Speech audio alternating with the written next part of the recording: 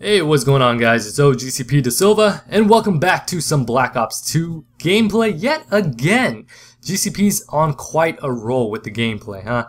But with that being said, I want to talk to you guys really quickly about the elements in creating a great game. You know, as a gamer who's been gaming almost all of his life, there are certain things that I've come to expect from a great game, and I'm sure a lot of you guys have these expectations as well. But I'm going to discuss 4 key elements that I think are needed in order to put together a great game. So let me hop right on into them. Number 1, challenge. A game definitely needs to have some sort of challenge for the player. Of course, not impossible to finish the game, but it should be difficult enough to keep us engaged. Because if we played a game that was too easy, where we just kind of breezed through it, we wouldn't feel like there was something we've accomplished. You know, you gotta have at least some sort of challenge, so at least we have some sort of fun, because a game as easy as it might be won't be very fun, because when we just complete it as if it's just walking, like there's no hill on our path to cross, it's not going to be something that's going to keep us engaged. So I think that's one key element that we definitely need to have in a great game. Number 2, controls. You see, the feel of the game is very, very important. If the way that you control things in the game are difficult and annoying to do, then why would you keep playing it? It doesn't make any sense. You know, some games out there, believe it or not, when you go left or you press left on your thumbstick, there's a kind of a delay.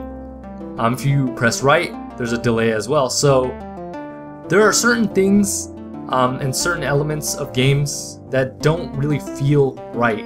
It doesn't feel like they should be in the game. Like, there are certain games out there that, and I haven't really come across many of them, but a lot of times they don't feel like they're supposed to feel, you know what I mean?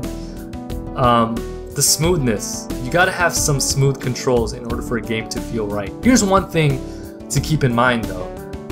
You know, when looking for that natural feel, along with that, if there's any controls in a game that makes you look at the controller itself for every time you play it, then that is a bad example of good feel. You know what I mean? Like, that's a prime example of something that's not good in terms of controls. Number 3, music. And I love music. Music is one of the most underrated parts of a game. A good soundtrack can literally change the feeling of a game altogether. For example, an epic boss battle can be made even more special when accompanied by appropriate music.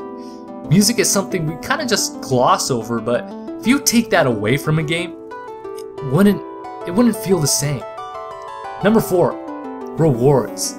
Who doesn't love getting rewarded? I mean, I do. I'm raising my hand up high in the air. Oh, pick me. I love rewards. Getting rewarded in a video game is just pretty straightforward. You know, I'll make it simple. You kill a bad guy, you get points. You complete a level, you get happy music. You win the game, you feel satisfied. You feel like you've accomplished something. It's just a very primitive part of who we are. We love rewards.